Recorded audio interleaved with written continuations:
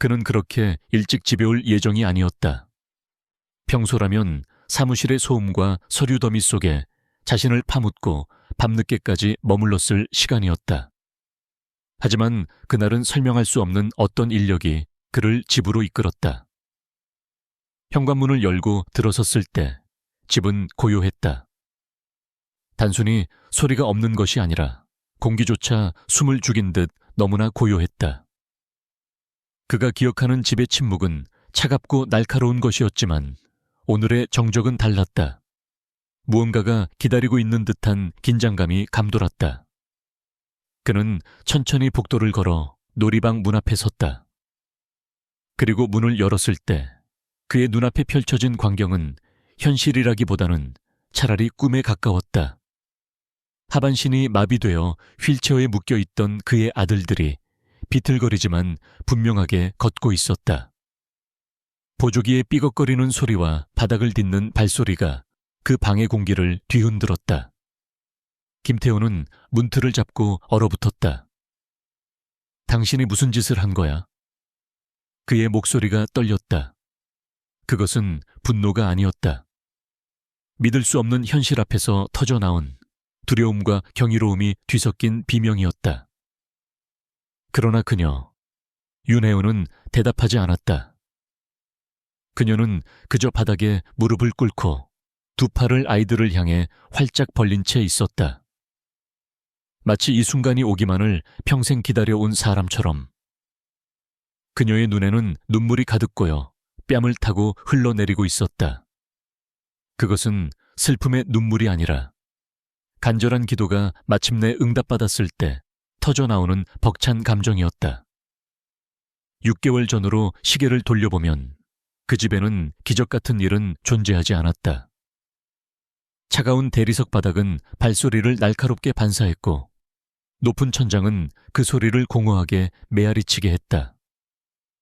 층마다 배치된 개인 간병인들이 있었지만 그들은 기계처럼 움직일 뿐이었다. 집 안에는 벽을 부술드릇한 무거운 침묵만이 감돌았다. 억만장자 김태호는 자신이 쌓아 올린 모든 것이 무색하게도 하루아침에 인생의 전부를 잃었다. 사랑하는 아내 하나라는 보트 사고로 차가운 물속에서 세상을 떠났고 쌍둥이 아들들은 잔해 속에서 겨우 목숨만 건진 채 허리 아래가 마비되어 돌아왔다. 아이들의 다리만 멈춘 것이 아니었다. 그 집의 시간도 그날 멈춰버렸다. 그 이후로 15명의 가사도우미가 오고 갔다. 그들은 집 안을 가득 채운 슬픔의 무게를 견디지 못했다. 어떤 이들은 하루 만에 그만두었고 또 어떤 이들은 근무 중에 갑자기 울음을 터뜨리고는 짐을 싸서 다시는 돌아오지 않았다. 심리치료사들은 아이들이 감정적으로 마음의 문을 완전히 닫아버렸다고 진단했고 간병사들은 수근거리며 집이 저주받은 것 같다고 말했다. 하지만 김태호는 저주 따위는 믿지 않았다. 그는 오직 슬픔만을 믿었다. 그리고 그 거대한 슬픔은 그의 집을 그리고 그를 송두리째 삼켜버렸다. 그는 아내의 이름을 부르는 것을 멈췄고 아이들과 눈을 맞추는 것을 멈췄으며 기도를 멈췄다. 그리고 속으로는 차마 입 밖으로 내뱉지는 못했지만 그 어떤 것도 다시는 치유될 수 없다고 믿는 것을 멈췄다. 그는 그저 끝이 보이지 않는 터널을 걷고 있을 뿐이었다. 윤혜은이라는 여인이 그 문턱을 넘어서던 그날까지는 말이다.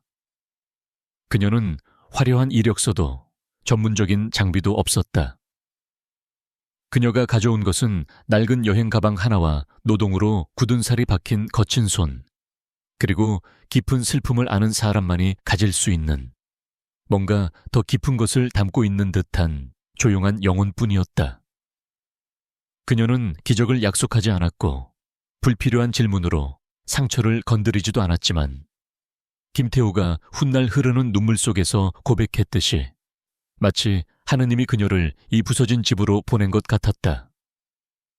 하지만 이야기를 시작하기 전에 잠시 시간을 내어 구독을 누르고 이 영상에 좋아요를 눌러주세요. 그리고 여러분이 어디에서 시청하고 있는지 댓글로 알려주세요. 이 이야기가 모든 희망이 사라졌다고 느낄 때 하느님은 결코 우리를 포기하지 않으신다는 것을, 그리고 세상이 너무 늦었다고 단정 지을 때 정확히 누군가를 보내주신다는 사실을 상기시켜 주기를 바랍니다. 그날 비는 아침 내내 그치지 않았다. 빗방울은 마치 아무도 멈출 수 없는 시계 초침처럼 키 큰 창문을 규칙적으로 두드렸는데 집 안의 침묵을 더욱 도드라지게 만드는, 아무도 말하지 않을 때 공간을 채우는 그런 종류의 잔잔하고 꾸준한 리듬이었다. 김태호의 고급 단독주택은 도시를 내려다보는 언덕 위에 고요히, 마치 세상과 단절된 섬처럼 자리 잡고 있었다. 한때는 여름 파티의 웃음소리와 크리스마스 합창이 울려 퍼졌던 웅장한 돌 저택이었지만 이제는 평화가 아닌 그저 무겁고 짓누르는 침묵만을 간직하고 있었다. 내부의 모든 것은 시간이 멈춘 듯 정지되어 있었다. 가구는 먼지 하나 없이 깨끗했지만 사람의 온기 없이 손대지 않은 채 놓여 있었다. 아이들의 장난감들은 어제, 그리고 그 전날 있었던 바로 그 자리에 마치 박물관의 전시품처럼 놓여 있었다. 아이들이 뛰어놀며 창문에 남기던 지문은 더 이상 없었다. 대리석 복도를 따라 메아리 치던 생기 넘치는 웃음소리도 사라진 지 오래였다. 그저 작은 휠체어 2대가 앞 창가에 나란히 주인처럼 미동도 없이 주차되어 있을 뿐이었다. 4살 된 여주는 멍하니 턱을 손바닥에 괴고 창밖에 빗줄기만 바라보고 있었다. 그의 형 하주는 손에 낡은 봉제길인 인형의 목을 잡고 있었는데 꼭 쥐지도 놓지도 못한 채 마치 여전히 그것을 좋아하는지 아니면 그 감정조차 잊어버렸는지 확신하지 못하는 것 같았다. 두 아이 모두 말하지 않았다. 두 아이 모두 움직이려 하지 않았다. 세상에 대한 흥미를 잃어버린 듯했다. 가사도우미 이모님은 무거운 공기를 조금이라도 채우기 위해 1시간 전에 TV를 켰지만 화려한 색감의 만화조차도 집안을 짓누르는 그 무게를 들어 올릴 수 없었다. 늘 그랬듯이 슬픔은 소음보다 강했다. 위층 그림자 속에 김태호는 웅장한 계단의 난간을 잡고 서서 아래층의 아들들을 내려다보고 있었다. 그의 모습은 흐트러져 있었다. 넥타이는 반쯤 풀려 숨통을 조이는 듯 했고 셔츠는 밖으로 빠져나와 있었다. 그는 며칠 동안 면도를 하지 않아 수염이 거뭇했고 지난밤 이후로 아무것도 먹지 못했다. 사고 이후 그는 이 집에서 아버지로서, 한 인간으로서 어떻게 존재해야 할지 그 방법을 잃어버렸다. 그는 밖에서는 제국을 건설했고 수십억 원짜리 계약서에 서명했으며 인공위성을 궤도에 올려놓는 성공한 사업가였다. 하지만 집 안에서는 그가 현관을 들어설 때 더 이상 달려와 안기지 못하는 두 작은 몸을 마주할 자신이 없었다. 아이들의 얼굴에서 떠난 아내 하나라의 미소, 그녀의 눈, 그녀의 영혼을 마주할 때마다 그는 자신이 그들을 지키지 못했다는 죄책감에 숨이 막혀왔다. 그들은 그저 앉아서 조용히 아무도 이름을 붙일 수 없는 무언가, 어쩌면 구원일지 모를 무언가를 막연히 기다리고 있었다. 15번째 가사도우미는 이틀 전에 떠났다. 빨래조차 끝내지 못한 채였다. 그녀는 겨우 5교대 근무를 채우고는 도망치듯 떠났다. 어느 날 아침 그녀는 아이들에게 작별 인사 한마디 없이 지나쳐 곧바로 뒷문으로 나가서 받아야 할 마지막 급여도 챙기지 않고 차를 몰고 사라졌다. 그녀가 처음은 아니었다. 그리고 김태호는 그녀가 마지막도 아닐 것이라고 생각했다. 그는 붙잡지 않았고 이유를 묻지도 않았다. 이 집의 슬픔은 설명이나 이유가 필요하지 않을 만큼 압도적이었다. 이제 그 슬픔은 벽 속에, 바닥 틈새에, 발소리 사이의 공간에 살고 있었다. 일부 직원들은 그가 듣지 못할 거라고 생각하며 구석에서 속삭이기 시작했다. 그들은 이 집을 불행하다고 불렀고 귀신 들렸거나 저주받았다고, 더 심하게는 하느님에게 버려진 곳이라고 말했다. 김태호는 그들의 말을 정정하지 않았다. 어쩌면 그들의 말이 옳을지도 모른다고 그 스스로도 생각하고 있었기 때문이다. 그때 아래층 현관문에서 조심스러운 노크 소리가 울려 퍼졌다. 집사가 무거운 문을 열자 빗물에 젖은 갈색 코트를 두른 작은 여인이 나타났다. 그녀는 더 나은 시절을 보았을 법한 낡은 더플백을 손에 들고 있었다. 그녀의 우산은 거센 바람에 찌그러져 있었고 살 하나가 구부러져 초라해 보였다. 하지만 그녀는 비에 젖은 것에 대해 사과하지 않았다. 허둥지둥 서둘러 들어오지도 않았다. 그녀는 그저 정중하게 고개를 끄덕이고 차분히 안으로 발을 들여놓았다. 그녀의 이름은 윤혜은이었다. 에이전시에서 이전 사람이 주중에 갑자기 떠난 후 급하게 그녀를 보냈다. 집사는 그녀에게 기계적이고 빠르게 기본적인 내용을 설명했다. 청소해야 할 방, 피해야 할 구역, 직원들의 일정들. 그는 마치 이 지침들을 너무 많이 반복해서 지쳐버린 사람처럼 영혼 없이 말했다. 윤혜은은 그의 말을 끊지 않고 조용히 들었다.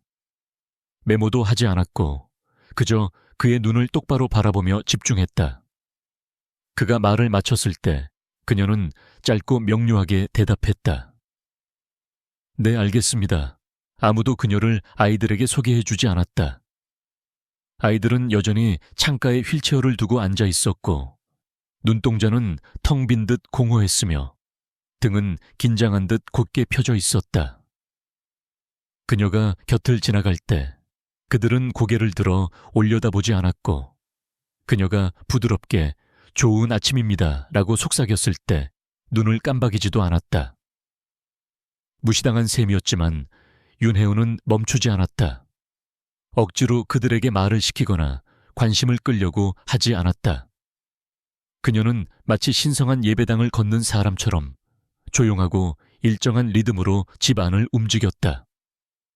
조심스럽게, 하지만 두려움 없이 그 공간과 그 안에 있는 사람들을 존중하며. 그녀의 청소는 단순한 노동이 아니었다. 그녀는 그저 먼지를 닦아내는 것이 아니라 마치 여전히 누군가가 그 담요의 위로를 필요로 할지도 모른다는 듯이 정성스럽게 담요를 접었다. 그녀는 액자 속의 추억들이 여전히 살아있고 중요하다는 듯이 조심스럽게 유리를 닦았다. 그리고 복도 테이블 위에 놓인 김태호의 죽은 아내 하나라의 사진을 지나칠 때 그녀는 잠시 멈춰 섰다. 환하게는 아니지만 따뜻하고 충분한 미소를 지으며 사진을 향해 작게 속삭였다. 이제 제가 왔어요. 아무도 그녀가 말하는 것을 듣지 못했다. 오직 그녀와 하느님만이 그 약속을 들었다. 다음 날 아침 해는 솟아오르기보다는 짙은 어둠을 아주 조금 부드럽게 만들 뿐이었다. 비는 그쳤지만 하늘은 짙은 회색 구름으로 뒤덮여 무겁게 집을 누르고 있었다. 마치 하늘이 아직 슬픔을 놓아줄 준비가 되지 않은 것처럼 보였다. 김태호의 저택 안에서 하루는 늘 그랬듯이 숨막힐 듯 조용하게 시작되었다. 너무나 조용하게. 간병사는 아이들에게 아침 식사 쟁반을 건네주면서 사무적인 태도로 일관했다. 별다른 대화는 없었다. 아이들 또한 아무것도 요구하지 않았다. 거의 포기한 듯 했다. 여주는 오트밀 대신 준비된 묽은 미음을 숟가락으로 건드리기만 할 뿐 입에 대지 않고 멍하니 쳐다보았다. 하주는 토스트 대신 나온 김치전의 바삭한 가장자리를 손가락으로 부스러질 때까지 의미 없이 뜯고 있었다. 거실에 TV가 켜졌을 때도 아무도 고개를 들어 화면을 보지 않았다. 김태호는 이미 서재에 틀어박혀 있었다.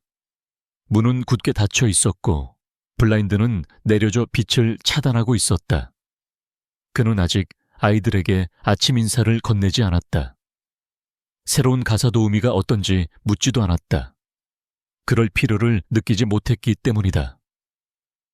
그는 전날 그녀가 도착했을 때 비에 젖은 채 서 있던 작고 조용한 모습을 스치듯 보았을 뿐이다. 겸손하고 눈에 띄지 않는 사람. 그는 그녀 역시 다른 사람들처럼 이 집의 무게를 견디지 못하고 일주일이 끝날 때쯤이면 잊혀질 이름이라고 생각했다. 그녀 역시 떠날 것이다. 아마도 오늘은 아닐지라도, 내일은 아닐지라도, 결국에는. 하지만 윤혜원은 일찍 일어났다. 다른 어떤 직원들보다 훨씬 일찍 하루를 시작했다. 그녀는 주방 싱크대에서 찬물로 손을 씻고 복도 거울에 비친 자신의 모습을 바라보았다. 얼굴 매무새를 확인하기 위해서가 아니라 무너진 이 집에서 버티기 위해 자신의 마음을 다잡기 위해서였다. 그녀는 잠시 눈을 감고 숨을 죽인 채 기도를 속삭였다. 누군가에게 보여주기 위한 큰 소리가 아니었다. 그저 그녀의 간절함이 하느님께 닿을 만큼의 작은 소리였다. 주님, 오늘 저를 어떻게든 사용하소서. 아무도 보지 못하더라도 당신의 뜻대로. 그리고 그녀는 일을 시작했다. 서두르지 않았다. 누구에게 지시를 요구하지도 않았다. 그녀는 마치 아주 오래전에 세상의 어떤 것들은 억지로 고치려 해서는 안 되며 그저 묵묵히 돌봐야 할 필요가 있다는 진리를 깨달은 사람처럼 조용한 보살핌으로 복도를 오갔다. 그녀는 계단통 벽에 약간 빗둘게 걸린 액자 하나를 멈춰서서 바로잡았다. 여름 원피스를 입은 하나라가 아기였던 쌍둥이들을 품에 안고 환하게 웃고 있는 사진이었다. 그녀는 앞치마 끝으로 액자 가장자리의 지문을 조심스럽게 닦아냈다. 더러워서가 아니었다.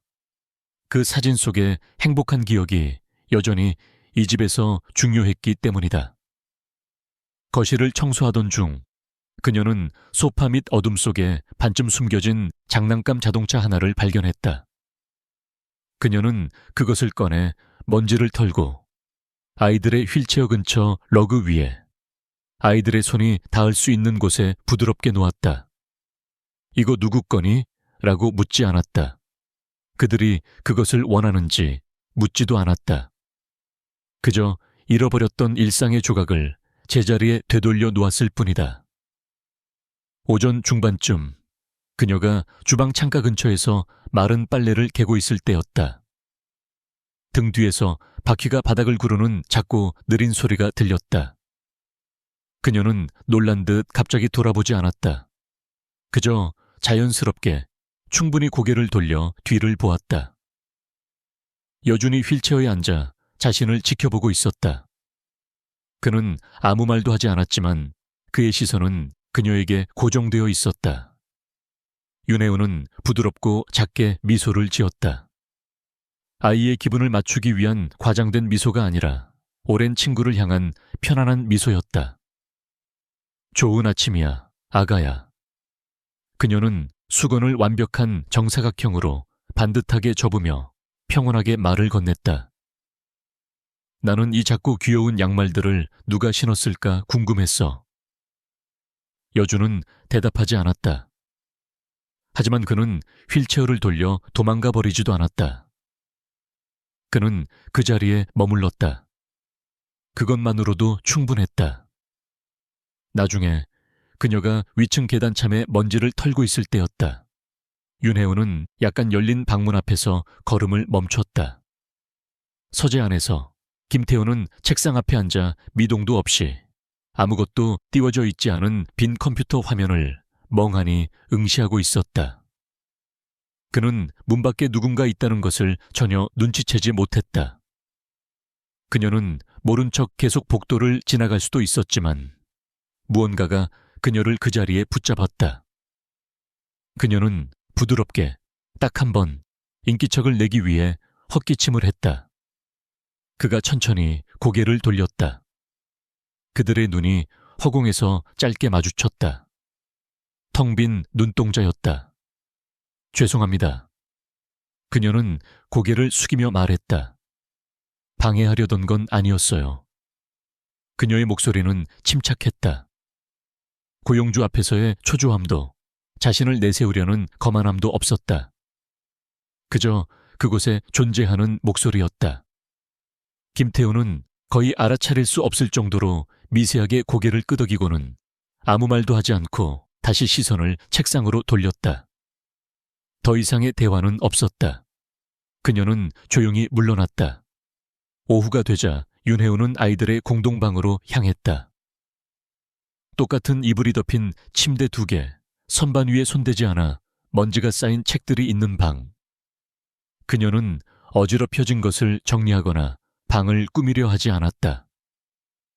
그녀는 그저 작은 종이 한 장과 색연필 세트를 들고 2 침대 사이의 바닥에 가부좌를 틀고 편안하게 앉았다. 아무도 그녀에게 요청하지 않은 일이었다. 그녀는 천천히 아주 신중하게 그림을 그리기 시작했다. 비뚤어진 해, 한쪽으로 약간 기운 나무, 그리고 그 아래에서 손을 꼭 잡고 있는 2명의 막대기 소년. 그리고 그 밑에 또박또박 글씨를 썼다. 너희는 강하다.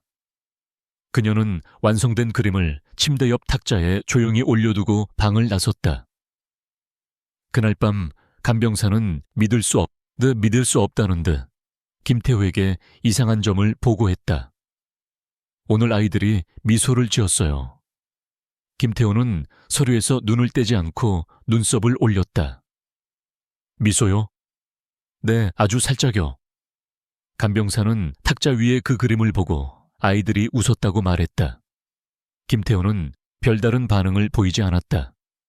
하지만 나중에 집안의 불이 모두 꺼지고 고요해진 후 그는 서재에서 홀로 복도 CCTV 영상을 확인했다. 그는 침묵 속에서 화면을 지켜보았다. 윤혜은이 아이들 방바닥에 앉아있는 모습이 보였다. 손에는 크레용을 들고 있었지만 그녀의 태도는 마치 기도를 올리는 사람처럼 고요했다.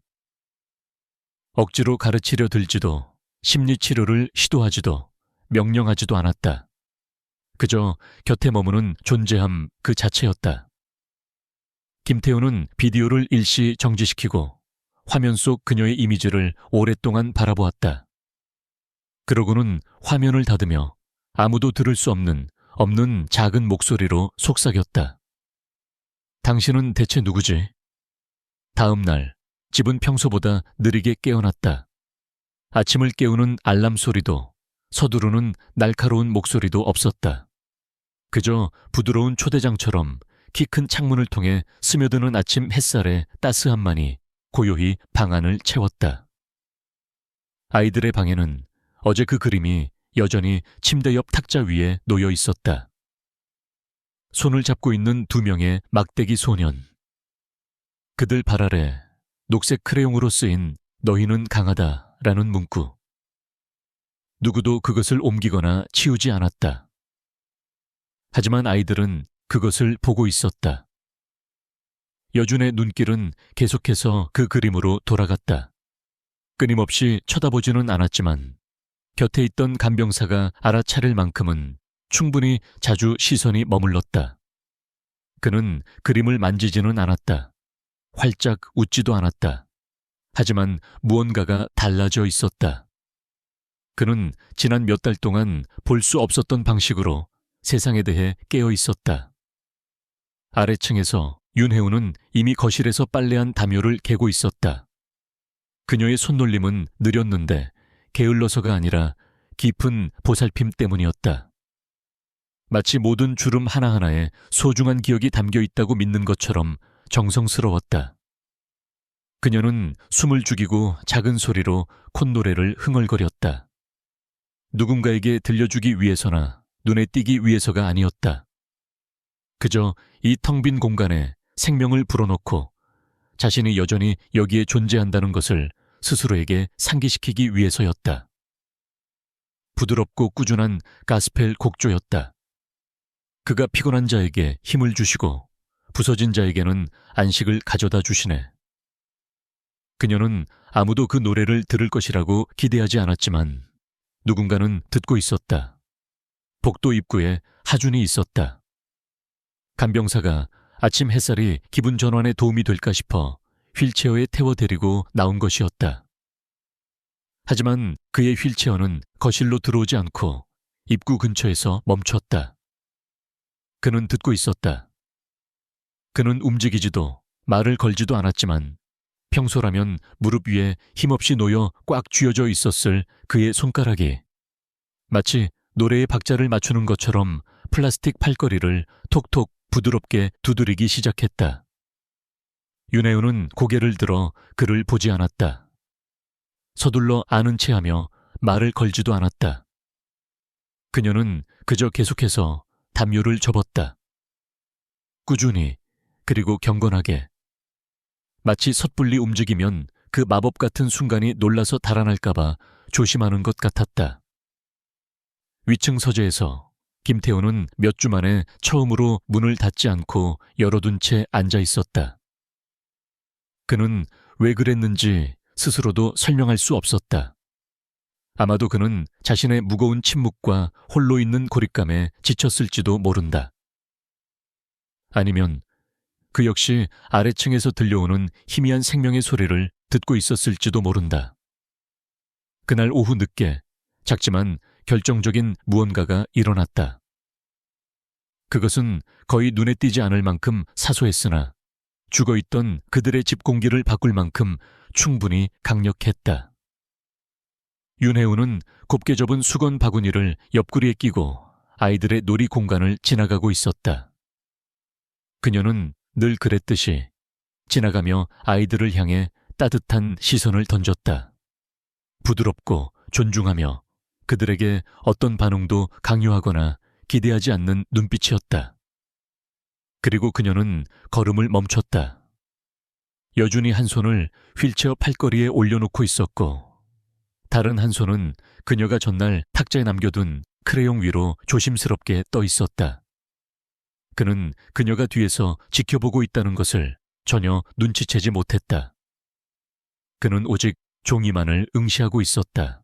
그의 입술이 오물오물 움직였다. 소리내어 말하는 것은 아니었지만 입모양을 만들고 있었다. 아마도 마음속으로 무언가를 말하는 연습을 하고 있었을 것이다. 옆에 있던 하준이 휠체어에서 몸을 형 쪽으로 약간 돌렸다.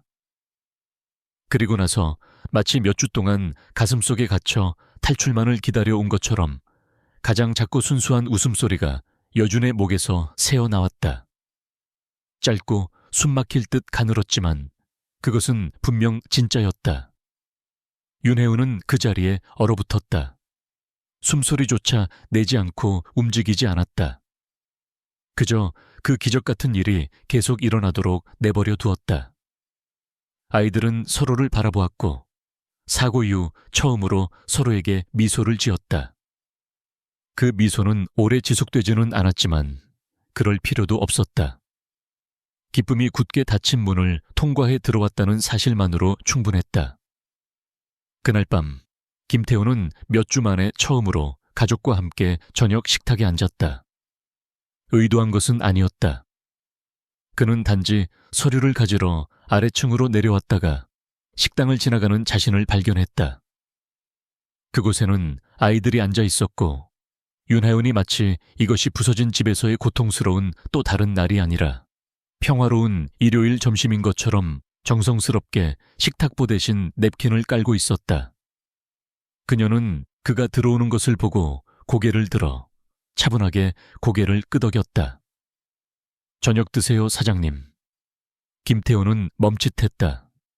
입을 살짝 열었지만 마치 대답하고 싶어도 무슨 말이 적절할지 확신하지 못하는 사람처럼 머뭇거렸다.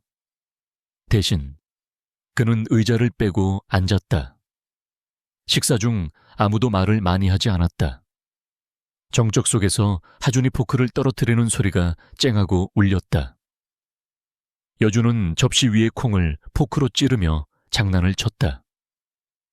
윤혜우는 이곳이 사람들의 기억에서 잊혀진 대저택이 아니라 평범한 가족의 부엌인 것처럼 자연스럽게 물잔에 물을 따랐다.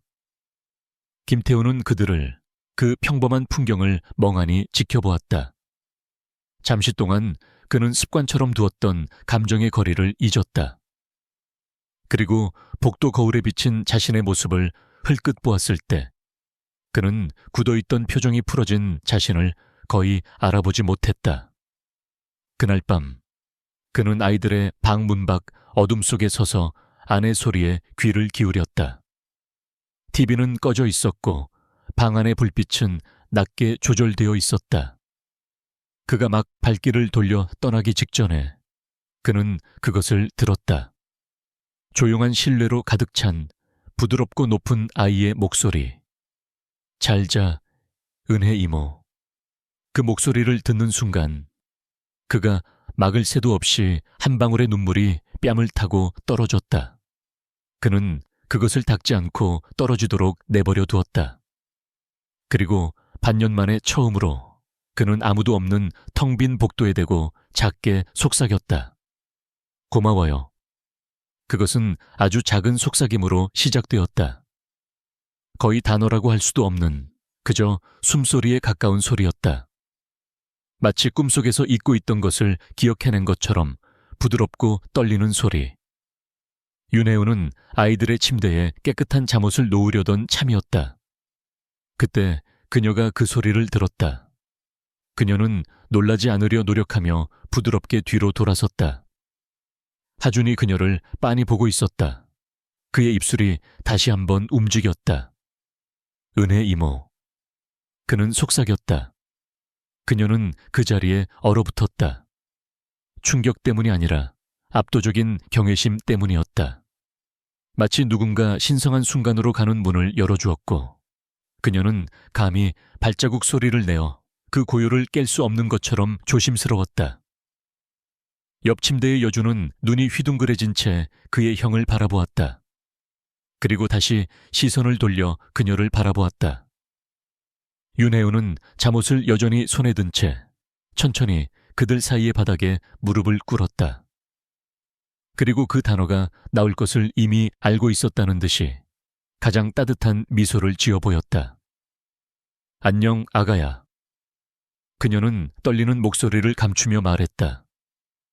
나 바로 여기 있어. 하준은 더 이상 아무 말도 하지 않았다. 그럴 필요가 없었다. 그 뒤를 따르는 침묵은 이제 예전과는 달랐다. 사람을 삼키는 공허한 침묵이 아니라 다음을 기대하며 기다리는 따뜻한 침묵이었다. 위층 서재에서 김태호는 그 대화를 직접 듣지 못했지만 그 안에 무언가도 서서히 바뀌고 있었다. 그는 그날 아침 아이들의 놀이방 앞을 천천히 지나가는 자신을 발견했다. 들어가지 못하고 그저 문 밖에서 멈춰 서 있었다. 이제 그 방 안에는 웃음소리가 있었다. 희미하고 뚝뚝 끊기며 아직 스스로 확신하지 못하는 웃음소리였지만 분명히 그곳에 있었다. 그리고 그 중심에는 그녀의 웃음이 있었다. 윤혜운의 웃음, 깊고 친절한 웃음. 세상의 슬픔을 다 알지만 그럼에도 불구하고 기쁨을 선택하기로 한 사람처럼 뱃속 깊은 곳에서부터 솟아오르는 그런 종류의 단단한 웃음이었다. 김태호는 복도에 서서 그 소리를 들으며 지금 자신이 무엇을 느껴야 할지 확신하지 못했다. 그는 하나라가 죽은 이후로 단 한 번도 진심으로 웃지 않았다. 정말로 그랬다. 미소 짓는 것은 이제 그에게 너무나 큰 사치처럼 느껴졌고 그가 감당할 수 없는 비싼 화폐 같았다. 그럼에도 불구하고 그곳에 있었다. 그의 죽어있던 집안에 다시 피어난 삶이. 그는 차마 들어가지 못하고 서재로 발길을 돌렸다. 그는 아직 그 빛을 마주할 준비가 되지 않았다. 하지만 그날 저녁 식사 후 그는 윤혜연이 싱크대 옆에서 마른 행주를 접고 있는 동안 주방 근처를 서성였다. 그녀는 처음에 그를 눈치채지 못했다. 아니면 인기척을 느꼈지만 그저 그가 말을 걸 때까지 기다려준 것일지도 모른다. 그는 목이 메어 부드럽게 헛기침을 했다. 아이들이여. 그는 목소리를 낮춰 어렵게 입을 뗐다. 요즘 달라졌어요. 윤혜우는 하던 일을 멈추고 올려다보며 작게 고개를 끄덕였다. 네, 사장님. 그는 망설였고 그의 손은 여전히 문간을 잡고 있었다. 당신이 그렇게 한 건가요? 그녀는 잠시 침묵했다. 무엇을 대답할지 생각하기 위해서가 아니라 그에게 상처 주지 않을 신중한 단어를 선택하기 위해서였다. 저는 아무것도 하지 않았어요, 사장님. 그녀는 부드럽게 하지만 단호하게 말했다. 그들은 단지 숨쉴 공간과 사랑, 그리고 기다려줄 시간이 필요했을 뿐이에요. 그는 그녀를 가만히 살폈다. 그녀가 각 수건을 마치 큰 가치가 있는 보물인 것처럼 소중하게 접는 방식, 자신을 방어하거나 공을 내세울 필요 없이 의연하게 서 있는 방식, 그녀의 존재에는 그를 묘하게 불편하게 만드는, 아니 부끄럽게 만드는 무언가가 있었다. 나쁜 방식이 아니라 이름을 붙일 줄 모르는 낯선 방식이었다. 그는 더 묻고 싶었지만 말이 나오지 않았다. 대신 그는 고개를 끄덕이고 걸어갔다. 하지만 그녀가 남긴 말은 그가 자리를 떠난 후에도 오랫동안 그의 뒤를 따라다니며 맴돌았다. 그날 밤 김태호는 꿈을 꾸었다.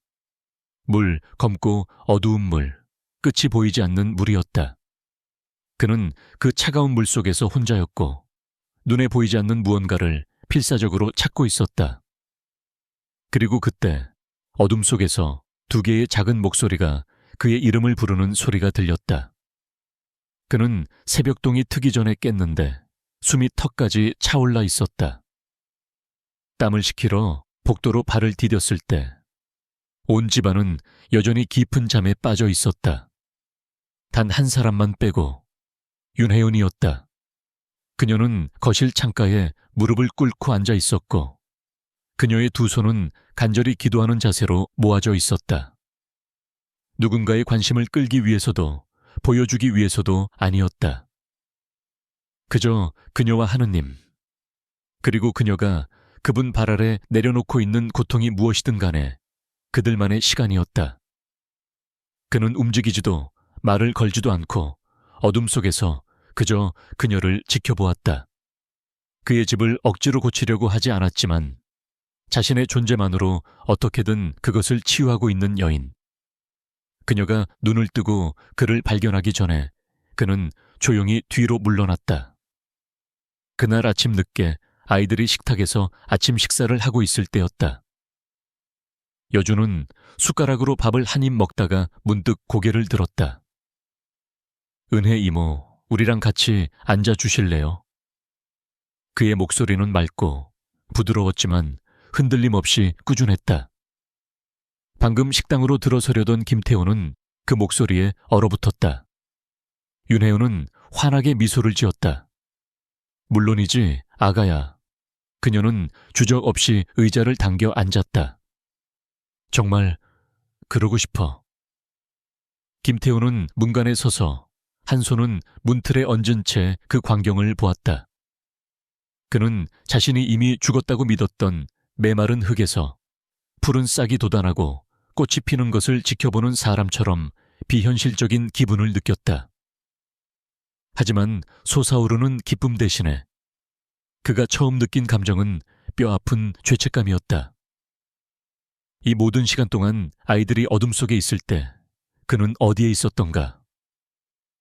도대체 어떤 종류의 아버지가 피 한 방울 섞이지 않은 낯선 사람이 자신보다 먼저 아들들의 눈 속에 있는 빛을 보게 한단 말인가? 그는 아무도 자신의 존재를 눈치채기 전에 황급히 돌아서서 복도를 걸어 내려갔다. 그의 발걸음은 도둑처럼 조용했지만 쿵쿵거리는 그의 심장 소리는 귓가에 천둥처럼 울렸다. 그것은 아주 사소한 숟가락 하나로 시작되었다. 하늘에서 떨어진 기적도 신문의 헤드라인감도 아니었다. 그저 작은 아이의 손에 들린 은색 금속 숟가락 하나였다. 떨리며 기다리는 입을 향해 천천히 들어 올려지던 여준의 숟가락. 숟가락에 담긴 미움은 입술에 닿기도 전에 쏟아졌고 그 절반은 식탁보와 그의 무릎에 떨어져 얼룩을 만들었다. 하지만 그는 울지 않고 웃었다. 그것이 실패가 아니라 위대한 승리인 것처럼 진짜 뱃속 깊은 곳에서부터 터져나오는 통쾌한 웃음이었다. 식탁 맞은편에서 지켜보던 윤혜우는 활짝 웃으며 부드럽게 박수를 쳤다. 잘했어, 아가야. 그녀는 냅킨으로 그의 턱에 묻은 미움을 톡톡 두드리며 닦아주었다. 정말 잘했어. 포기하지 않았잖아. 형, 하준도 미소를 지었고 그의 손가락은 식탁 위에 크레용을 단단히 감싸 쥐고 있었다. 그들은 노력하고 있었다. 그리고 죽음과 같았던 이 집 같은 곳에서는 다시 노력한다는 것이 곧 전부였다. 김태호는 문간의 틈을 통해 그 장면을 훔쳐보았다. 그는 멈춰 설 생각은 아니었지만 아이들의 웃음소리가 마치 천을 꿰뚫고 나오는 바늘과 실처럼 그를 그 자리에 단단히 끌어당겨 메어놓았다. 그는 그들을 지켜보았다. 두 아이 모두 대화에 참여하고 눈빛이 기민하며 비로소 살아있었다. 그리고 그 중심에 그녀가 있었다. 늘 그녀가 마치 아주 오래전부터 항상 그 자리에 있었던 가족처럼 그들의 세상 한가운데 앉아 있었다. 그는 숨조차 크게 쉬지 못하고 조용히 머물렀다. 마치 자신이 감히 범접할 수 없는 신성한 의식에 들어가는 것을 두려워하는 사람처럼. 그날 늦게 그는 사무실로 물리치료사를 호출해 아이들에 대한 전체 보고서를 달라고 요청했다. 그녀는 놀란 표정을 감추지 못했다. 사고 이후 그가 아이들의 상태에 대해 직접 보고를 요청한 것은 이번이 처음이었기 때문이다. 아이들이 반응하고 있어요, 회장님. 그녀는 두꺼운 폴더를 그의 책상에 조심스럽게 내려놓으며 말했다. 더 나은 자세를 유지하고 치료에 대한 집중력이 높아졌으며 근력도 향상되었습니다.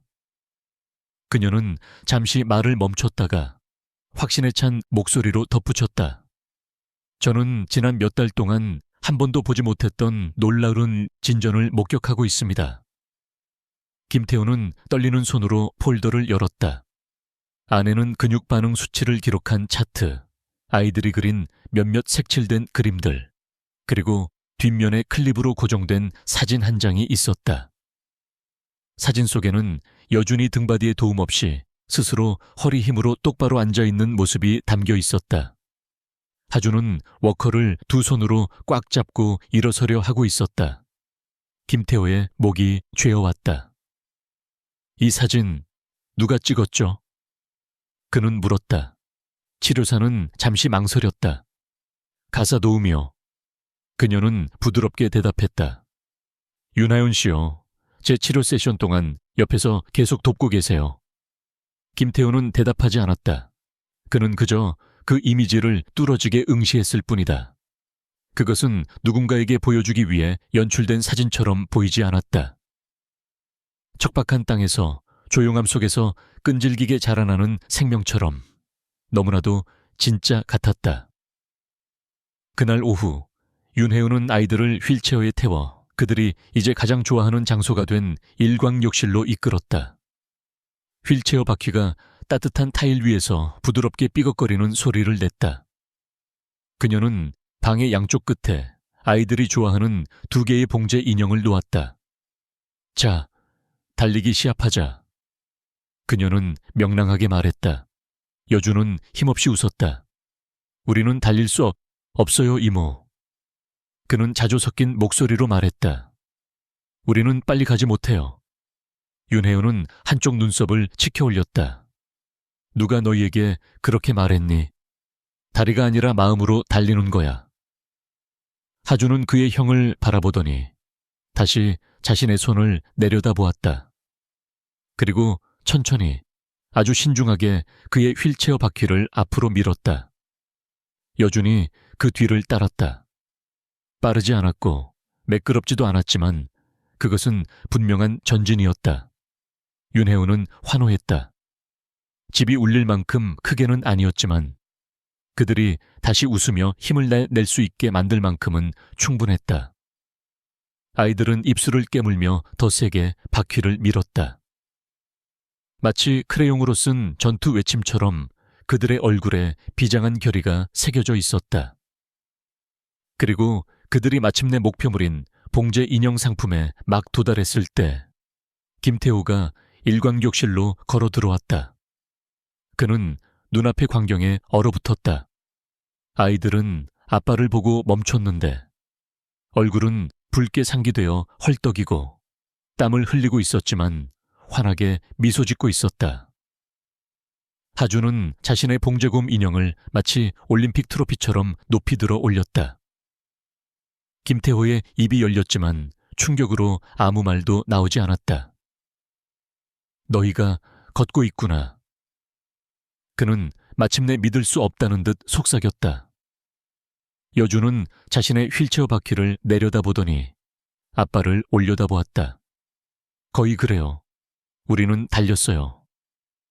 뒤따르는 침묵은 무거웠는데 예전 같은 슬픔 때문이 아니라 눈앞의 기적에 대한 불신 때문이었다. 김태호는 천천히 윤혜운에게로 몸을 돌렸고 그의 목소리는 감격으로 갈라졌다. 당신이 무슨 짓을 한 거죠? 그녀는 바닥에서 천천히 일어섰고 그녀의 손은 앞치마 앞에서 겸손하게 모아져 있었다. 저는 아무것도 하지 않았어요. 그녀는 말했다. 아이들이 스스로 한 거예요. 저는 그저 지켜봤을 뿐이에요. 김태호의 눈은 순식간에 뜨거운 눈물로 가득 찼지만 그는 끝내 그것을 떨어뜨리지 않았다. 아직은 아니었다. 아이들 앞에서는 여기서는 울 수 없었다. 그날 밤 그는 모두가 잠들 시간 그녀가 주방 카운터에서 남은 행주를 접고 있는 것을 발견했다. 그는 오랫동안 문간에 기대어 서 있었다.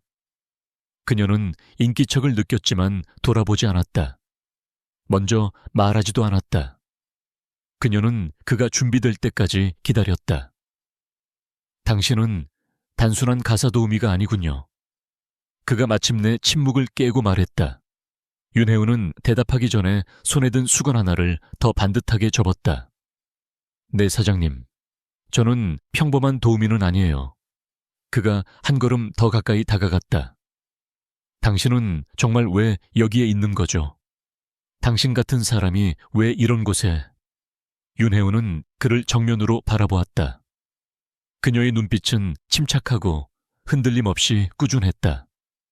누군가는 도망치지 않고 남아 있어야 했으니까요. 김태호는 그 말에 시선을 내렸다. 죄책감이 다시 그를 찔렀다.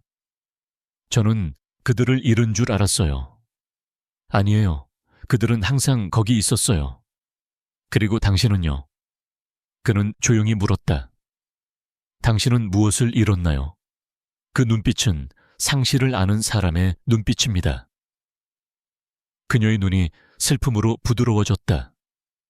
하지만 그녀는 구체적으로 대답하지 않았다. 대신 그녀는 다시 아이들의 웃음소리가 시작된 어두운 복도 쪽을 바라보았다. 그 웃음소리는 작고 연약했지만 분명 진짜였다. 제 생각엔 그녀는 천천히 마치 혼잣말처럼 말했다. 우리 모두 죽음에서 벗어나 다시 살아가려고 노력하는 것 같아요. 당신도, 아이들도, 그리고 저도요. 윤혜우는 아무도 노크하지 않는 세탁실 복도 뒤쪽 구석에 자리 잡은 그녀의 작은 위층 방 창가에 서 있었다. 밖에서는 마지막 가을 낙엽들이 가지를 놓아주기를 원하지 않는 것처럼 진입로를 가로질러 처량하게 빙글빙글 돌고 있었다. 그녀는 목에 걸고 있던 작은 은색 로켓을 손에 쥐었다. 하루 종일 그녀의 심장 가까이에서 피부에 눌려져 따뜻했다. 그녀는 그것을 부드럽게 열었다. 안에는 2장의 색바랜 사진이 작은 유리 뒤에 소중히 꽂혀 있었다. 하나는 그녀의 여동생 이벳의 사진이었다. 사진 속 그녀는 밝은 미소를 짓고 있었고 흐트러진 곱슬머리와 너무나 생생하게 살아있어서 결코 떠날 것 같지 않던 반짝이는 눈을 하고 있었다. 다른 하나는 가장자리가 닳아버린 낡은 병원 팔찌였다. 그녀는 엄지손가락으로 그 팔찌의 감촉을 따라 그렸다. 너는 언제나 나보다 강했어, 이벳. 그녀는 허공에 대고 속삭였다. 윤혜운이 치유를 위해 밤새 기도했지만 오직 차가운 침묵만을 얻었던 때가 있었다. 그녀가 그녀의 여동생의 고통을 제발 봐달라고 병원 시스템에 간청했지만 그들은 그녀에게 무미건조한 서류 양식과 차가운 대기실만을 건네주었다.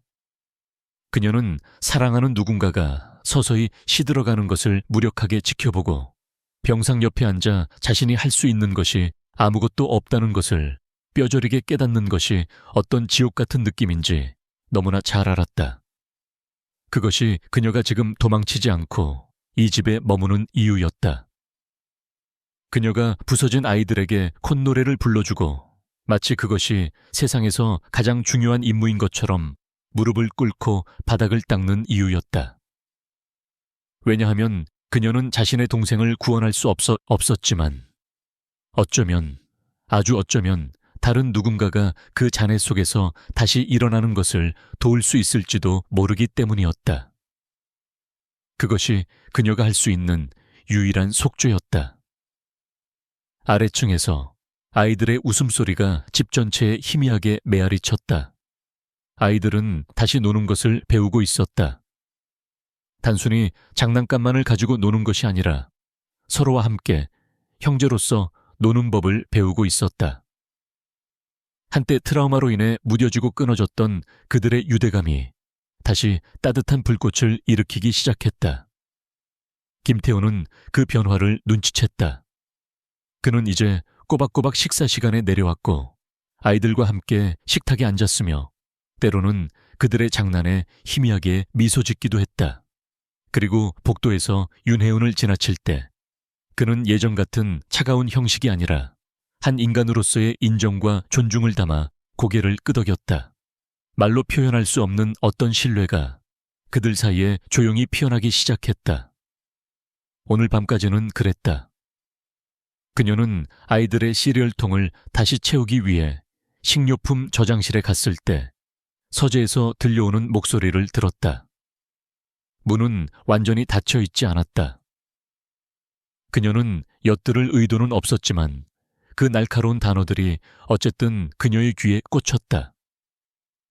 김태호와 다른 남자의 목소리였다. 아마도 그의 변호사나 자문역일 것이다. 그녀는 우리가 예상했던 것보다 훨씬 더 많은 것을 해냈어요.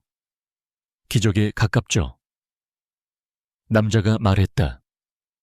하지만 회장님, 우리는 여전히 감정이 아닌 장기적인 관점에서 생각해야 합니다. 공인된 자격증이 있는 소아치료사, 24시간 재택 전문 간병팀. 뭔가 공식적이고 체계적인 시스템 말이죠. 윤혜우는요? 김태호가 물었다. 그녀는 분명 도움이 되었지만 도움이 되는 것이 곧 자격이 있는 것은 아니잖아요. 당신 스스로 말씀하셨듯이요. 아이들의 미래는 단순한 희망만으로는 지속될 수 없어요. 전문성이 필요합니다.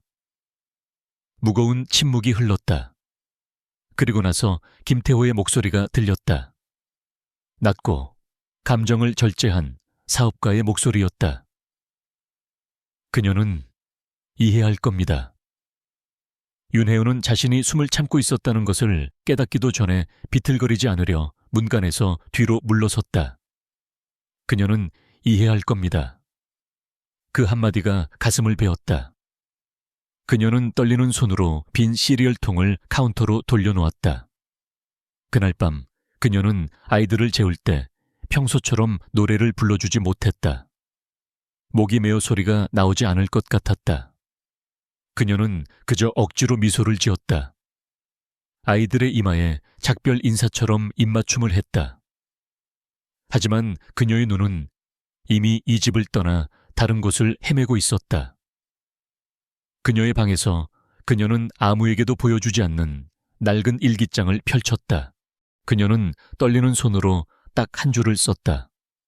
하느님, 제가 단지 이곳을 스쳐 지나가기 위해 온 것이라면 제발 떠나기 전에 제가 부서지지 않게 붙들어 주세요. 그녀는 울지 않았다. 하지만 그녀 안에 무언가가 소리 없이 스스로 접혀 들어갔다. 다음 날 아침 그녀는 평소보다 조금 더 느리게 움직였다. 그녀의 목소리는 늘 그랬듯이 부드러웠지만 이제는 넘을 수 없는 거리가 느껴졌다. 지나친 조심스러움이 배어 있었다. 마치 그녀가 짐보다 먼저 마음속으로 이미 떠날 채비를 마친 것처럼 보였다.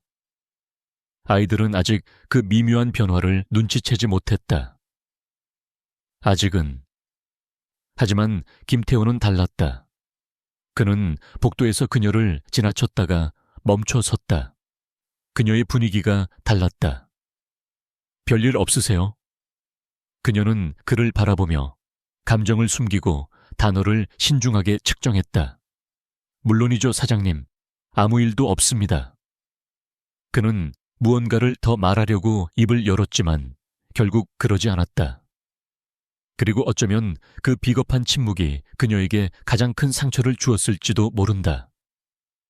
그날 저녁 늦게 아이들이 잠든 후 그녀는 다시 거실 어둠 속에 있는 자신을 발견했다. 두 손은 모으고 무릎은 차가운 바닥에 댔다. 이번에 그녀의 기도는 속삭임이 아니었다. 단호한 선언이었다. 저는 칭찬 따위는 필요 없어요. 그녀는 허공에 대고 말했다.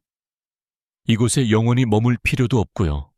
하지만 만약 제가 시작한 이 일을 끝내야 할 운명이라면 제발 끝낼 수 있게 해주세요. 참았던 한 방울의 눈물이 그녀의 뺨을 타고 흘러내렸다. 그녀는 그것을 닦아내지 않았다. 복도 건너편 그림자 속에 김태호는 다시 서 있었다. 그는 엿들을 생각은 아니었지만 그녀의 기도 소리는 그가 원했던 것보다 더 깊이 가슴에 박혔다. 그리고 그녀가 이 집에 도착한 이후 처음으로 그는 그녀가 도대체 왜 거기에 있는지에 대해서가 아니라 자신이 과연 그녀를 내보내는 어리석은 사람이 될지에 대해 스스로에게 물었다. 집은 다시 조용해졌다.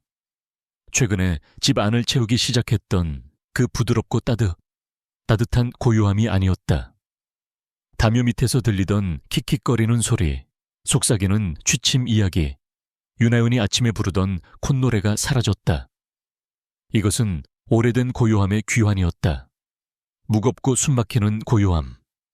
차가운 물처럼 가슴을 채우고 사람에게 숨 쉬는 법을 잊게 만드는 그런 종류의 정막이었다. 윤혜은은 유령처럼 말없이 복도를 돌아다녔다. 그녀는 여전히 아이들의 침대를 깔끔하게 정리했고 여전히 그들의 양말을 짝을 맞춰 접었으며 여전히 아침 식사를 차려놓고 좋은 아침이라고 속삭였지만 그녀의 존재 안에 무언가가 결정적으로 변해 있었다. 더 차가워진 것이 아니라 더 멀리 떨어진 듯 했다. 마치 소리 없이 흔적도 남기지 않고 떠나는 방법을 이미 연습하고 있는 것처럼 보였다. 예민한 여준이 먼저 눈치챘다. 점심 식사 때 그는 주스를 더 달라고 컵을 내밀었고 평소보다 더 오래 기다려야 했다. 윤혜우는 멍하니 있다가 뒤늦게 조심스럽게 그것을 따랐다. 고맙습니다. 그가 조그맣게 말했다. 그녀는 미소를 지었지만 눈은 웃지 않았다. 천만에. 하지만 그녀는 늘 그랬듯이 그들 옆에 앉아 밥을 먹지 않았다. 그들이 만든 블록성이나 오늘 어떤 색으로 그림을 그리고 싶은지에 대해 다정하게 묻지도 않았다. 그녀는 그저 싱크대로 돌아가서 밖에는 아무 일도 일어나고 있지 않았지만 하염없이 창밖을 응시하며 머물렀다. 그날 늦게 김태호는 밝은 분위기를 기대하며 일광욕실로 걸어 들어갔다. 아이들이 윤혜은과 함께 놀고 있을 것이라고 예상했다. 대신 그들은 덩그러니 혼자였다. 조용하네. 그가 어색하게 말했다. 하준이 그를 올려다보았다. 은혜 이모는 어디 있어요? 그가 불안한 듯 물었다. 김태호는 망설였다. 그녀는 잠시 쉬고 있어. 여주는 얼굴을 찌푸렸다. 떠났어요? 아이의 직감은 날카로웠다. 김태호는 고개를 저었지만 그 동작은 느리고 불확실했다. 아니, 그녀는 아직 여기 있어. 하지만 그조차도 더 이상 그녀가 여기에 있다고 확신할 수 없었다. 그날 저녁 쌍둥이는 듣지 말았어야 할 잔인한 무언가를 엿들었다. 굳게 닫힌 서재 문 뒤의 대화였다. 김태우와 지난번에 그 남자가 또 다른 계획을 논의하고 있었다. 또 다른 배치. 자격 있는 전문 간병인과 시설 배치 전환과 같은 차가운 단어들이 들려왔다. 하주는 벽에 귀를 바짝 댔다. 여주는 그의 봉제 기린 인형을 평소보다 조금 더 세게 터질 듯이 껴안고 그 옆바닥에 주저앉아 있었다. 잠자리에 들 때쯤 그들은 다시 침묵에 잠겼다. 피곤해서가 아니라 오래된 공포가 돌아왔기 때문이었다. 두려움. 단순한 악몽에 대한 두려움이 아니라 다시 한번 버려질 것에 대한 원초적인 두려움이었다. 윤혜은이 그들의 침대를 정리하러 들어왔을 때 그들은 아무 말도 하지 않았다. 그녀가 그들의 이마에 잘 자라고 입맞춤했을 때 그들은 미소 짓지 않고 굳어 있었다. 그녀는 그것을 보았고 아이들의 떨림을 느꼈다. 그리고 그것은 그녀의 마음을 거의 무너뜨릴 뻔했다. 그녀는 불을 끄고 방문을 닫고 눈물을 글썽이며 숨을 떨며 복도에 서 있었다. 김태우는 이미 거기서 그녀를 기다리고 있었다. 그녀는 대화를 먼저 시작하지 않았다. 그가 먼저 침묵을 깼다. 아이들이 당신이 떠날 거라고 생각해요. 그는 죄책감이 섞인 목소리로 조용히 말했다. 그녀는 힘없이 고개를 끄덕였다. 그를 쳐다보지도 않았다. 틀린 말이 아니죠. 사실이니까요. 무거운 침묵이 그들 사이에 길게 늘어졌다. 저는 당신이 들은 그 대화를, 당신이 듣기를 의도하지 않았어요. 하지만 저는 들었어요. 그녀는 그를 쏘아보며 말했다. 그리고 당신은 그 남자의 말을 정정하지 않았죠. 동조하셨잖아요. 김태호는 다급하게 앞으로 다가섰다. 그의 목소리는 낮고 깊은 후회가 묻어났다. 당신은 이해해야 해요. 저는 그저 그들을 위해 다음에 올 최선의 것을 계획하려고 노력하고 있었을 뿐이에요. 그녀는 마침내 고개를 들어 그를 바라보았다. 그녀의 눈에 분노는 없었고 오직 깊은 아픔만이 있었다. 제가 그들을 위해 최선을 원하지 않는다고 생각하세요? 그녀는 떨리는 목소리로 물었다. 제가 자격증이 없어서 이 일에 충분하지 않다고 생각하시는 거죠? 아닙니다. 저는 당신이 제가 예상했던 것보다 그 누구보다 더 많은 것을 해냈다고 생각합니다. 그는 진심을 담아 말했다. 그것이 변치 않는 진실이에요. 그럼 다시 말해주세요. 그녀는 속삭이듯 물었다. 저는 단지 전문가가 오기 전까지의 임시대체 인력인가요? 김태우는 입을 열었지만 아무 말도 나오지 않았다. 변명할 말이 없었다. 그녀는 대답을 기다렸지만 길어지는 침묵이 그를 대신해 잔인한 대답을 했다. 그녀는 가기 위해 돌아섰지만 잠시 멈췄다. 한 손은 여전히 벽에 얹고 있었다. 저는 그들 안에서 다른 사람들은 보지 못한 무언가를 보았기 때문에 머물렀어요. 그들이 스스로 그것을 볼 수 없을 때조차도 저는 믿었어요. 하지만 잊지 마세요, 사장님. 그 아이들도 저 안에서 무언가를 보았어요. 자격증이 아니라 사랑을요. 그녀는 그가 대답할 수 있기 전에 빠르게 걸어 어둠 속으로 사라졌다. 그날 밤 윤혜은은 그녀의 낡은 성경과 일기장을 가방에 쌌다. 그녀는 아직 떠나기로 완전히 결정하지 않았지만 누군가 다른 사람이 그녀를 위해 결정을 내릴 경우를 대비해 준비할 필요가 있었다. 아이들 방에서 하주는 어둠 속으로 속삭였다. 은혜 이모가 떠나고 있어. 여주는 대답하지 않았다. 하지만 그는 그의 얼굴을 차가운 벽으로 돌렸고 몇 주 만에 처음으로 그는 소리 없이 울었다. 윤혜운이 가방을 손에 들고 복도로 들어선 것은 아침 7시가 막 지났을 때였다. 집은 여전히 쥐 죽은 듯 조용했고 아침 식사를 준비하기에는 너무 일렀고 마음을 돌려 되돌아가기에는 이미 너무 늦어버린 시간이었다. 그녀는 현관문 앞에서 멈췄다. 그녀는 아직 이 문을 열고 떠날지 여부를 결정하지 못했다. 하지만 만약을 대비해 모든 것을 쌌다. 이것이 모든 것이 끝나는 순간일 경우를 대비해. 그녀의 사랑이 할 수 있는 모든 것을 다 쏟아부었지만 여전히 세상의 기준에는 충분하지 않았을 경우를 대비해. 위층에서 김태우는 침대 가장자리에 앉아 하나라의 사진을 들고 있었다. 사진 속 그녀는 눈부시게 웃고 있었다. 머리카락에는 바람이 불고 얼굴에는 햇빛이 쏟아지며 아이들은 그녀의 무릎 위에서 겨우 아기였을 때의 행복한 모습이었다. 그는 이 사진을 한동안 보지 않았다. 보면 무너질 것 같았기 때문이다. 그는 고통이 시간이 지나면 사라질 것이라고 생각했었다. 슬픔이 오래된 금속처럼 시간이 지나면서 무뎌지고 녹슬 것이라고. 하지만 그렇지 않았다. 그것은 단지 날카로운 모양을 바꿨을 뿐이었다. 죄책감, 침묵, 거리, 그리고 이제 그가 피할 수 없는, 피할 수 없는 질문으로. 그는 이 죽은 집에 생명을 되찾아준 단 한 사람을 자신의 어리석음으로 잃으려고 하는가. 복도 아래 아이들의 방에서 여주는 완전히 깨어 있었다. 하준도 마찬가지였다. 그들 중 누구도 말하지 않았지만 그들은 본능적으로 알았다. 소중한 누군가 막 떠나려 할 때, 정말로 영영 떠나려 할 때, 공기 중에 무언가가 미묘하게 변한다. 그것을 피부로 느낄 수 있다. 그리고 그들은 지금 그것을 느꼈다. 하주는 이불을 거칠게 걷어냈다. 여주는 침대 옆 난간을 꽉 움켜잡았다.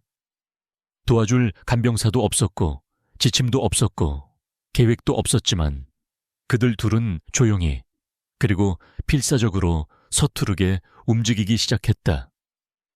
하주는 그의 워커를 향해 손을 뻗었고 여주는 그의 휠체어 팔걸이를 향해 몸을 던졌다. 방 안에는 거친 숨소리와 단 하나의 속삭이는 단어 외에는 아무 소리도 없었다. 노력해. 윤혜우는 현관문에 도착했고 떨리는 손은 손잡이에 얹은 채 여전히 확신하지 못하고 있었다. 그리고 바로 그때 그녀는 그것을 들었다. 소리. 노크르도 목소리도 아닌 무언가 바닥을 끄는 불규칙한 소리. 그녀는 천천히 돌아섰다. 복도 저 끝 어둠 속에서 그녀는 그들을 보았다. 아이들을. 그들의 안전한 휠체어에 앉아있지 않고 침대에 앉아있지도 않고 그들이 걷고 있었다. 한 번에 서투른 한 걸음씩 비틀거리며 다리에 보조기가 단단한 마룻바닥에 부딪혀 부드럽게 찰칵거리는 소리를 냈고 그들의 작은 팔은 그녀를 향해 쭉 뻗어 있었고 심하게 떨리고 있었지만 필사적으로 그녀에게 닿으려고 하고 있었다.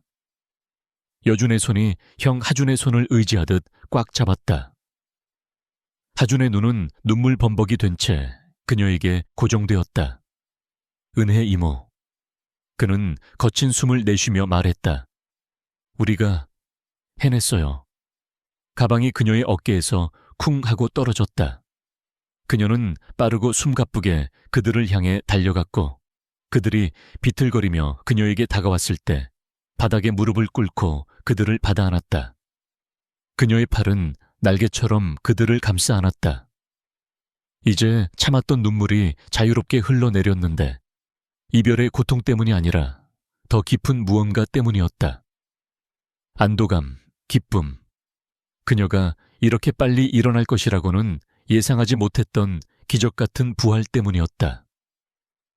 그녀 뒤에서 또 다른 소리가 들렸다. 김태호였다. 그는 계단을 천천히 믿을 수 없다는 듯 조심스럽게 내려왔었다. 그리고 이제 그는 방의 가장자리에 얼어붙은 채 서 있었다. 그의 눈은 그가 멈출 수 있기 전에 이미 눈물로 가득 찼다. 그는 주저하며 한 걸음 앞으로 나아갔고, 그리고 두 걸음, 그리고 마침내 그는 체면도 잊은 채 그들 옆 바닥에 무릎을 꿇었다. 그는 떨리는 손으로 그의 아들들에게 다가갔고, 각 어깨에 한 손을 얹고 목구멍에서 나올 수 있는 유일한 진심을 토해냈다. 나는 너희를 잃은 줄 알았다. 여주는 아빠를 올려다보며 아주 살짝, 하지만 자랑스럽게 미소를 지었다. 하주는 젖은 눈으로 그의 아버지의 손을 향해 손을 뻗어 잡았다. 윤혜우는 그들에게 가족만의 공간을 주기 위해 조용히 뒤로 물러섰는데, 그녀의 심장은 여전히 쿵쾅거렸고 가슴은 경이로움으로 가득 차 터질 것만 같았다. 김태호는 눈물을 닦지도 않고 그녀에게로 몸을 돌렸다. 이제 고용주와 직원이라는 형식도 마음의 벽도 없었고 오직 날것의 진실만이 있었다. 제가 틀렸어요. 그는 목이 메어 속삭였다. 당신은 단지 그들이 치유되는 것을 돕고 있었던 것이 아니었어요. 죽어가던 저도 돕고 있었죠. 그녀는 처음에는 말하지 않았다. 그 순간은 더 많은 말을 필요로 하지 않았다. 하지만 그러고 나서 부드럽게 그녀는 말했다. 저는 아무것도 고치러 온 것이 아니었어요, 사장님. 저는 단지 당신들 곁에 머물러 있으려고 왔어요. 그날 밤 늦게 집은 오랫동안 담고 있지 않았던 무언가로 가득 찼다. 평화, 죽은 듯한 침묵이 아닌, 짓누르는 슬픔이 아닌 살아있는 진짜 평화였다. 아이들은 위대한 승리로 지쳐 일찍 잠들었다. 윤혜우는 무릎에 성경을 펼쳐들고 창가에 앉아 있었다. 로켓은 여전히 그녀의 목에 걸려 있었다. 하지만 이번에 그녀가 그것을 열어 동생의 사진을 보았을 때 그녀는 슬픔 대신 미소를 지었다. 다음 날 아침 햇살이 마치 부드러운 약속처럼 김태호의 고급 단독주택을 통해 흘러 들어왔다. 극적이지 않고 그저 매일 찾아오는 신실한 빛이었다. 부드러운 광선이 복도 바닥에 따뜻하게 자리 잡았고 계단 벽에 걸린 액자 사진들을 어루만졌으며 일관 욕실의 열린 문을 통해 쏟아져 들어왔다. 그곳에서 여준과 하준은 이미 완전히 깨어 둘 다 룰도 모르면서 실제로 어떻게 플레이하는지 모르는 보드게임을 두고 낄낄거리고 있었다. 그들은 휠체어 없이 똑바로 앉아 있었다. 옆에 감시하는 간병사도 자세를 고쳐주는 엄격한 치료사도 없었다. 그저 다시 웃는 법을 배우고 있는 두 명의 작은 소년들 뿐이었다. 그들의 휠체어는 근처에 서 있었는데 비어 있었다. 여전히 필요했지만 더 이상 그들 이야기의 전부가 아니었다. 윤혜우는 주방에서 콧노래를 부르며 스토브에서 팬케이크를 뒤집고 있었다. 그녀는 새벽부터 일어나 있었는데 그래야 했기 때문이 아니라 그러고 싶었기 때문이었다. 이제 이 아침들에는 의무가 아닌 기쁨이 있었다. 냅킨을 접고 신선한 오렌지 주스를 따르고 아이들이 어제 누가 이겼는지에 대해 부드럽게 말다툼하는 것을 듣는 그토록 그리워했던 작은 일상의 리듬 속에 행복이 있었다. 집은 여전히 조용했지만 더 이상 공허하지 않았다. 꽉 차 있었다. 김태호가 번호를 끄는 순간 주방으로 들어섰다. 그는 이제 다르게 보였다. 외모가 극적으로 변한 것은 아니었지만 변화는 그가 서 있는 공기에 있었다. 자신을 지탱하는 방식에서, 그리고 그들의 눈이 마주칠 때 더 이상 죄책감으로 시선을 돌리지 않는 방식에서. 아이들이 당신이 그들과 함께 식탁에 앉아달라고 부탁했어요. 그가 수줍게 말했다. 윤혜우는 미소를 지었다. 그렇게 할게요. 그녀는 접시를 나르기 위해 손을 뻗었지만 그가 그녀의 손에서 부드럽게 그것을 가져갔다. 제가 할게요. 그는 단호하지만 부드럽게 말했다. 오늘 아침 당신은 이미 충분히 했어요. 잠시 동안 그들 중 누구도 움직이지 않고 서로를 바라보았다. 그리고 나서 그는 거의 숨을 죽이고 덧붙였다. 감사하다는 말을 제대로 못했어요. 제대로요. 윤혜은은 돌아섰고 그녀의 손을 앞치마 앞에 가볍게 모았다. 그러실 필요 없었어요. 전 제 일을 했을 뿐이에요. 아니요, 저는 그래야 한다고 생각합니다. 그가 말했다.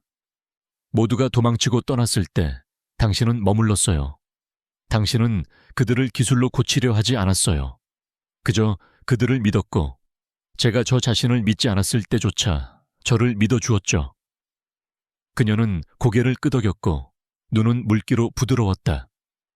그건 제가 아니었어요. 그녀는 속삭였다. 그건 하느님이었어요. 김태호는 잠시 동안 바닥을 내려다보았는데 수치심 때문이 아니라 경외심 때문이었다. 저는 하나라가 죽은 후에 기도를 멈췄어요. 그는 고백했다. 누군가 내 말을 듣고 있다고 믿는 것을 멈췄죠. 윤혜우는 한 걸음 더 가까이 다가섰다. 그분은 듣고 계셨어요. 그녀는 확신에 차 말했다. 당신이 슬픔의 소리 때문에 그분의 목소리를 듣지 못했을 뿐이죠. 그는 그 말들이 가슴에 자리 잡도록 내버려 두었고, 그리고 조용히 물었다. 그럼 당신은요? 왜 정말로 머물렀나요? 그녀는 아이들이 이제 그녀를 부르며 손을 흔들고 있는 일관 욕실을 향해 시선을 돌렸다. 저는 어떤 느낌인지 기억하기 때문에요. 그녀는 말했다. 소중한 누군가를 잃고 투명 인간처럼 보이지 않는다고 느끼는 것. 아무도 나를 구하러 오지 않을 거라고 생각하는 그 절망. 저는 치유가 항상 약이나 수술에 관한 것이 아니라고 믿기 때문에 머물렀어요.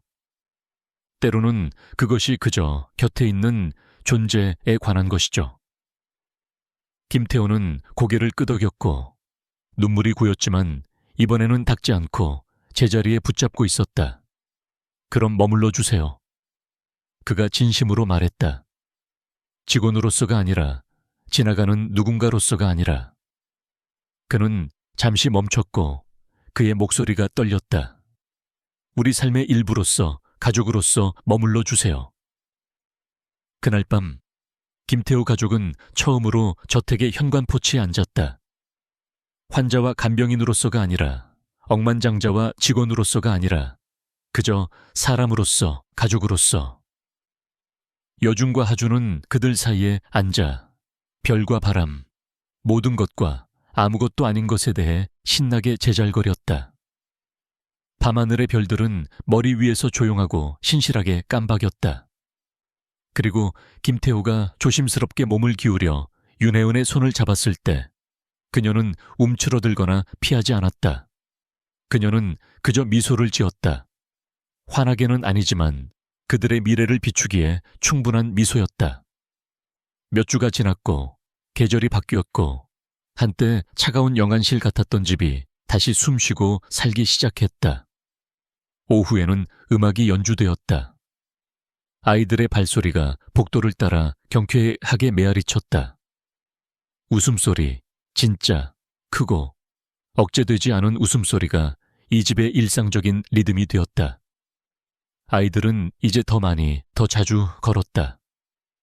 항상 꾸준하게는 아니었고 항상 도움 없이도 아니었지만 언제나 기쁨으로 걸었다. 김태호는 아내 하나라의 이름으로 재단을 시작했는데 그것은 그녀를 기리는 조용한 속죄의 행위였다.